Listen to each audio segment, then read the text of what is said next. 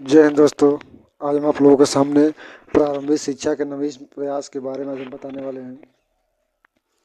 जय हिंद दोस्तों, आप लोग कैसे हैं? हम उम्मीद करते हैं कि आप लोग अच्छे होंगे, स्वस्थ होंगे। दोस्तों आज हम बात करने वाले हैं यूपी डीएलएड यानी बीटीसी सेकंड सेमेस्टर प्रारंभिक शिक्षा के नवीन प्रयास जो ऑब्जेक्टिव क्वेश्चन दिया है राजन सीरीज का, आप लोगों के सामने हम कराने वाले हैं। दोस्तों आप लोग वीडियो में बने रहिए, अपने क्वेश्चन की तरफ और चलते हैं। देखिए क्वेश्चन में क्या कह रहा है। पहला सा क्वेश्चन शुरुआत करते हैं। ये ऑब्जेक्टिव क्वेश्चन आप लोग हम कराने वाले हैं, तो आप लोग वीडियो में बने रहिए। आइए चलते अपने क्वेश्चन की तरफ। देखिए पहला क्वेश्चन क्या कह रहा है कि जब कोई बालक किसी भी अवस्था में प्रारंभिक शिक्षा पूर्ण किए बिना ही विद्यालय छोड़कर चला जाता है तो क्या कहलाता है। पहला दिया है अवरोध, दूसरा दिया है ह्रास, तीसरा प्रतिकरण, चौथा दिया अव्यय। तो आप लोगों को जो सही जवाब हो जाएगा अव्यय हो जाएगा, अव्यय हो जाएगा। अगले क्वेश्चन चलते हैं। देखिए कह रहा है राष्ट्रीय शैक्षिक अनुसंधान एवं प्रशिक्षण परिषद का मुख्यालय कहाँ स्थित है। तो दिया लखनऊ, भुवनेश्वर नगर, चेन्नई, नई दिल्ली। तो आप लोगों को जो सही जवाब हो जाएगा नई दिल्ली हो जाएगा। ठीक है, हम आगे चलते हैं अगले क्वेश्चन की तरफ। देखिए अगला क्वेश्चन क्या कर रहा है कि उत्तर प्रदेश में मिड डे मील योजना कब लागू की गई। तो 11 सितंबर 2004 में, 15 अगस्त 1995 में, 29 सितंबर 2004 में और 14 सितंबर 2004 में। जो आप लोगों का जो सही जवाब हो जाएगा 15 अगस्त 1995 हो जाएगा। ठीक है, हम आगे चलते हैं। अगला क्वेश्चन क्या कह रहा है कि निःशुल्क एवं अनिवार्य शिक्षा अधिनियम 2009 कितने अध्यायों में विभक्त है। यानी कि वाला दिया है 4, 2, 7, 3। जो आप लोगों का जो सही जवाब हो जाएगा 7 हो जाएगा। ठीक है, हम आगे चलते हैं। अगला क्वेश्चन क्या कर देखिए कह रहा है बहुत कि नवोदय विद्यालय की स्थापना किसकी संस्कृति पर की गई है। नवोदय विद्यालय की स्थापना क्या कर रहा है। देखिए नवोदय विद्यालय की स्थापना किसकी संस्कृति पर की गई है। तो पहला दिया है कोठारी आयोग, माध्यमिक शिक्षा आयोग, नई शिक्षा नीति और 1986 यशपाल समिति। आप लोगों को जो सही जवाब हो जाएगा नई शिक्षा नीति 1986 हो जाएगा। अगला कह रहा है कि अध्यापक, देखिए अगला क्या कर रहा है कि अध्यापक शिक्षा हेतु नियामक संस्था है कौन सी है। NCTE, NCERT या CTE या चारों। तो आप लोगों को जो सही जवाब हो जाएगा NCTE हो जाएगा। ठीक है, हम आगे चलते हैं। शिक्षा को किस सूची में रखा गया। अगला क्वेश्चन क्या कर रहा है कि शिक्षा को किस सूची में रखा गया है। तो केंद्रीय सूची में, समवर्ती सूची में, राज्य सूची में या इनमें से कोई नहीं। तो आप लोगों को जो सही जवाब हो जाएगा समवर्ती सूची हो जाएगा। ठीक है, हम आगे चलते हैं। अगला क्वेश्चन क्या कर रहा है। अगला क्वेश्चन कह रहा है कि सरकार को समाज के उच्च वर्गों में उच्च शिक्षा का प्रसार करना चाहिए जिसके पास अध्ययन के लिए अवकाश है और जिनकी सांस्कृतिक जनता में क्षण कर पहुँचती है। यह कथन किस सिद्धांत की पुष्टि करता है। तो दिया पहला निस्यंदन का सिद्धांत, दूसरा दिया पुनर्बलन का सिद्धांत, तीसरा दिया प्राच्य पाश्चात्य विवाद या चौथा दिया हंटर आयोग। तो आप लोग को जो सही जवाब हो जाएगा निस्यंदन का सिद्धांत हो जाएगा। ठीक है, हम आगे चलते हैं। अगला क्वेश्चन क्या कर रहा है। राष्ट्रीय शिक्षा आयोग 1964 से 66 अन्य किस नाम से जाना जाता है। तो दिया है मुदालियर आयोग, कोठारी आयोग, राधाकृष्ण आयोग या हंटर। आप लोगों का जो सही जवाब हो जाएगा कोठारी आयोग हो जाएगा। क्या हो जाएगा कोठारी आयोग हो जाएगा। अगले क्वेश्चन चलते हैं। कह रहा है कस्तूरबा गांधी बालिका विद्यालय योजना का क्षेत्र है ग्रामीण, नगरी और अब वो दोनों या मेट्रो। तो आप लोग को जो सही जवाब हो जाएगा और वो यानी ग्रामीण और नगरी दोनों है। ठीक है, अगले क्वेश्चन की तरफ चलते हैं। देखिए अगला क्वेश्चन क्या कह रहा है। कह रहा है संपूर्ण साक्षरता अभियान का प्रेरक वाक्य है एक पढ़ाए एक पढ़ाए दो, दो पढ़ाए एक या सब पढ़ाए सब। तो आप लोग को जो सही जवाब हो जाएगा एक पढ़ाए एक पर। ठीक है दोस्तों, हम अगले क्वेश्चन की तरफ चलते हैं। देखिए स्कूली शिक्षा के शैक्षिक बोझ को कम करने से संबंधित समिति के अध्यक्ष हैं कौन है। प्रोप्राइटर यशपाल या प्रो DS कोठारी या प्रो BK पासी या डॉक्टर सर्वपल्ली राधाकृष्णन। आप लोग को जो सही जवाब हो जाएगा प्रोप्राइटर यशपाल। ठीक है, लॉर्ड कर्जन ने शिमला समझौता सम्मेलन का आयोजन कब किया। तो 1901 में या 1900 में या 1904 में या 1905 में। आप लोगों का जो सही जवाब हो जाएगा 1901 हो जाएगा। ठीक है, शिमला समझौता कब हुआ था 1901 में हुआ था। अगला क्वेश्चन क्या कह रहा है। देखिए कह रहा है कि राष्ट्रीय शिक्षा नीति 1986 की समीक्षा के लिए श्री राममूर्ति की अध्यक्षता में समिति का गठन कब किया गया।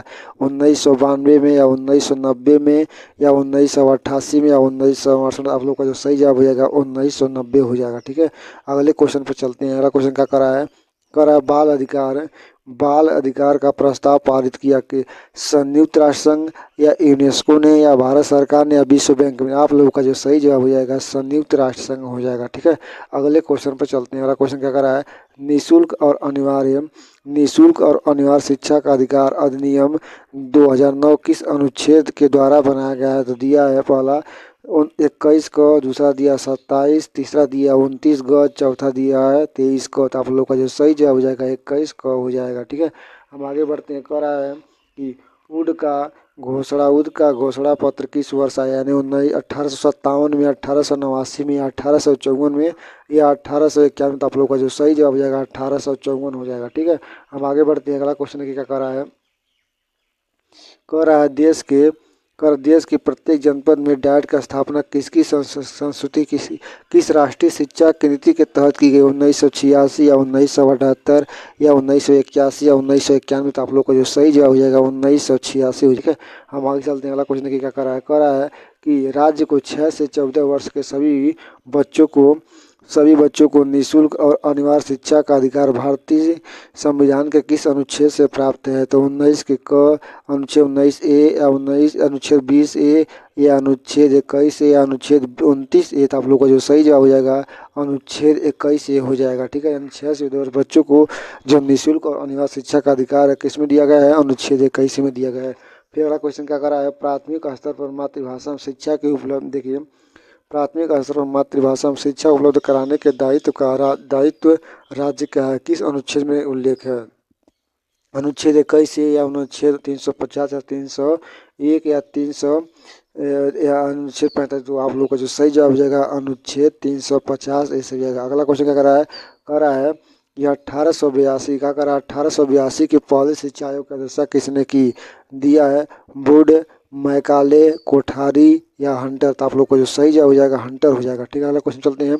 कह रहा है कि कस्तूरबा गांधी विद्यालय योजना का क्षेत्र है शहरी, नगरीय, ग्रामीण या मेट्रो? तो आप लोग का जो सही जवाब हो जाएगा क्या होगा? ग्रामीण हो जाएगा। ठीक है, अगला क्वेश्चन क्या कर रहा है? कि सभी को शिक्षा उपलब्ध कराने से संबंधित है operation black board, Navodaya Vidyalaya या जिला शिक्षा एवं प्रशिक्षण परिषद या उपयुक्त सभी? तो आप लोग को जो सही जवाब हो जाएगा उपयुक्त सभी हो जाएगा। ठीक है दोस्तों, अब अगले क्वेश्चन पर चलते हैं।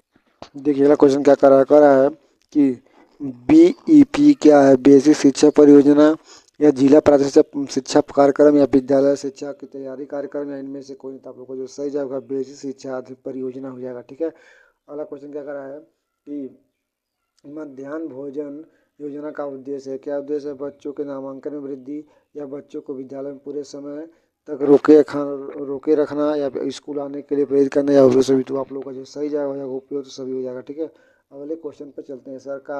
भारत सरकार ने 1992 में संशोधित कार्यान्वयन कार्यक्रम को कितने खंडों में बांटा है? कितने में? 10 खंडों में या 15 खंडों में या 23 खंडों में या 8 खंडों में? तो आप लोग को जो सही जवाब हो जाएगा 23 खंडों में हो जाएगा। ठीक है, अगला क्वेश्चन कर रहा है ऑपरेशन ब्लैक बोर्ड योजना का सुझाव दिया है? किसने दिया है? राममूर्ति समीक्षा समिति 1990 या यशपाल 1993 या राष्ट्रीय शिक्षा 1986 या राष्ट्रीय शिक्षा 1968? तो आप लोग का जो सही जवाब हो जाएगा राष्ट्रीय शिक्षा नीति 1986 हो जाएगा। अगले क्वेश्चन चलते हैं। NPGEL में किस कक्षा का अपरिचित लड़कियों के अध्ययन करने के प्रावधान है? 2 से 4, 1 से 8, 3 से 5 या 4 से 7? आप लोग को जो सही जवाब होगा 3 से 5 हो जाएगा। ठीक है दोस्तों, अगले क्वेश्चन पर चलते हैं। अगला क्वेश्चन क्या कर रहा है कि जनशाला कार्यक्रम के अंदर कौन सी संस्थाएं वित्तीय सहायता प्राप्त करा रही है? कौन करा रही है? UNDP, UNSPA या यूनिसेफ या यूपी सभी? तो आप लोग का जो सही जवाब हो जाएगा यूनिसेफ हो जाएगा। ठीक है दोस्तों, अगले क्वेश्चन चलते हैं। देखिए अगला क्वेश्चन क्या कर रहा है? राष्ट्रीय शिक्षा नीति के अनुसार संपूर्ण भारत में निम्नलिखित शैक्षिक संस्थान को अपनाए जाने का सुझाव दिया है? 10+2+4 या 10+2+3 या 10+2+2 या 10+2+1? तो आप लोग को जो सही जवाब होगा 10+2+3। तो दोस्तों ये वीडियो आप लोग कैसी लगी आप लोग कमेंट बॉक्स में जरूर बताएं। यदि वीडियो अच्छी लगी तो आप लोग वीडियो को लाइक करें, कमेंट करें। यदि आप हमारे चैनल पर नए चैनल को प्लीज़ सब्सक्राइब जरूर करते हैं।